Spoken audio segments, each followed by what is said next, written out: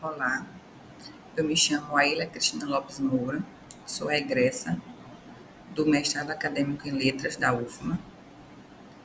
Fui orientada pela professora doutora Georgiana Santos. A minha linha de pesquisa foi análise e descrição do português brasileiro. E a minha turma de 2020,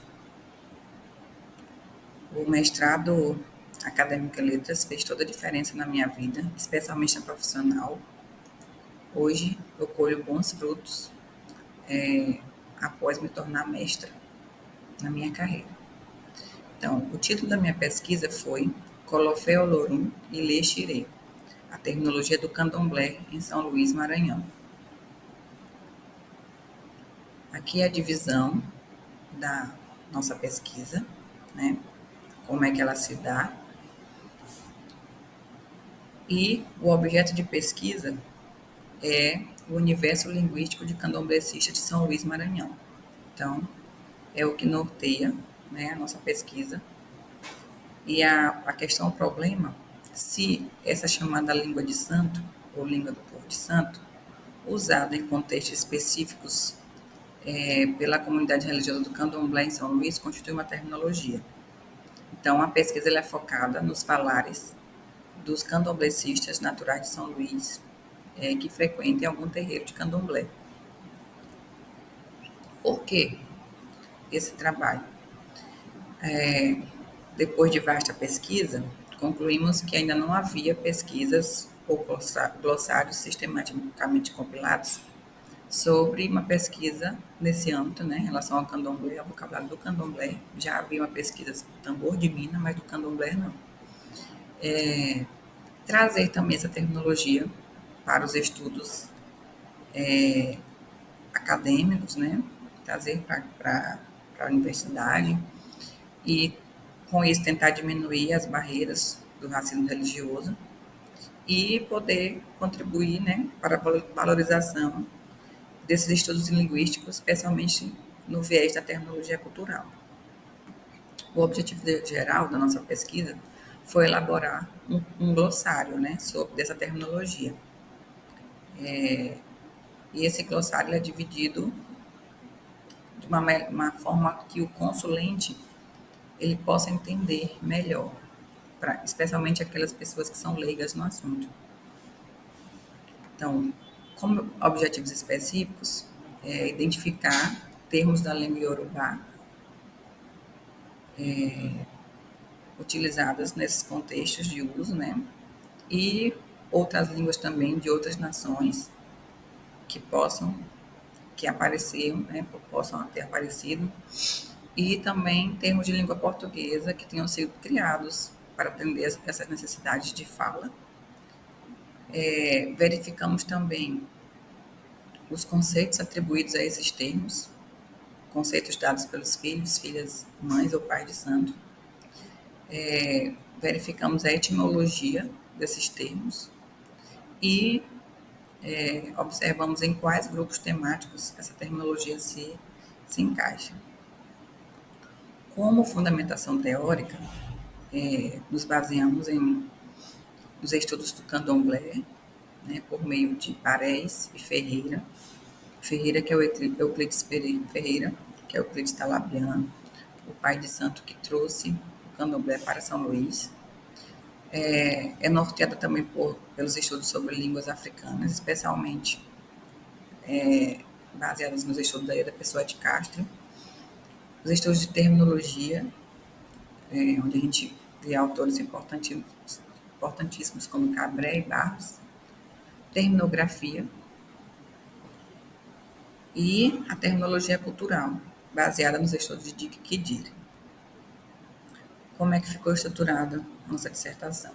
Primeiro capítulo, a introdução, aí candomblé no Brasil, né, que conta a história de como é que o candomblé se instalou no Brasil, especialmente no Maranhão. A base linguística, que veio com o processo de escravização, né, a questão da mescla de vários povos africanos, procedimentos metodológicos, de como foi realizada essa pesquisa. O capítulo 5, a gente mostra o glossário, e, em seguida, as considerações finais. Nós trabalhamos com pesquisa bibliográfica baseada nos textos de Euclides Ferreira, né? Alguns livros aqui que já apresentava alguns falários do candomblé no Maranhão, pesquisa de campo, né? Porque fizemos conversas informais, aplicação de questionário, e aí, a partir disso, fizemos a coleta dos dados e a organização desses dados e, em seguida, a análise desses dados.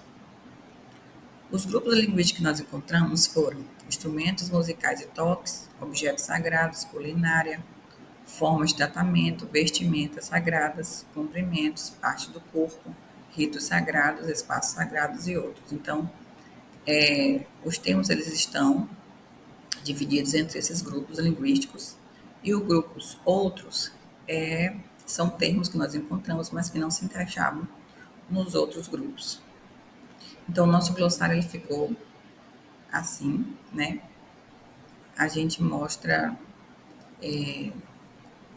o grupo linguístico, e aí vem o termo em negrito e a categoria gramatical em itálico, logo em seguida ao lado nós temos a etimologia do termo e a fonte, né? A definição 1, a definição 2. A definição 1, ela apresenta a definição dada pelos entrevistados, e a definição 2 dada pelos autores, né, estudiosos do assunto. E aí vem o contexto de uso, entre colchetes e aspas, a variante em itálico, quando houver, a remissiva também em negrito, quando houver, e a ilustração desse termo. Então, aqui como exemplo, nós temos o termo adejar, que se encaixa no grupo linguístico instrumentos musicais e toques. E aí nós temos o termo em seguida, categoria gramatical, substantivo masculino, a etimologia, né, a fonte pesquisada, e aí vem a definição 1, a definição 2 e contexto de uso. Esse termo não apresenta uma variante, nem uma remissiva, mas apresenta uma imagem, né? Mesma coisa que nós temos no grupo Objetos Sagrados, fio de conta, com a categoria gramatical, a etimologia, a fonte, né? A definição 1, a definição 2. Aí nós temos contexto de uso e a imagem. Então, como resultados, nós coletamos 111 termos, dentre eles 20 do grupo linguístico culinária, 13 cumprimentos, 3 do espaço sagrados, 18 formas de tratamento, 16 em instrumentos musicais e toques, 9 em objetos sagrados, 9 em parte do corpo, 8 em ritos sagrados, 11 em vestimentas sagradas e 4 do grupo outros, né? Levando em consideração que 81,08% são termos de línguas africanas, 17,11% são termos de língua portuguesa e 1,8% termos híbridos, que é a mescla entre termos de língua portuguesa, termos de línguas africanas ou termos de línguas africanas de etnias diferentes. Então, como considerações, os cantomblecistas, respondendo à questão problema, eles possuem, sim, um discurso especializado, né? Uma terminologia cultural específica, e nós encontramos termos de línguas africanas do Yorubá, do Fon, do Umbundo, Quimbundo, Fongbe, Kikongo.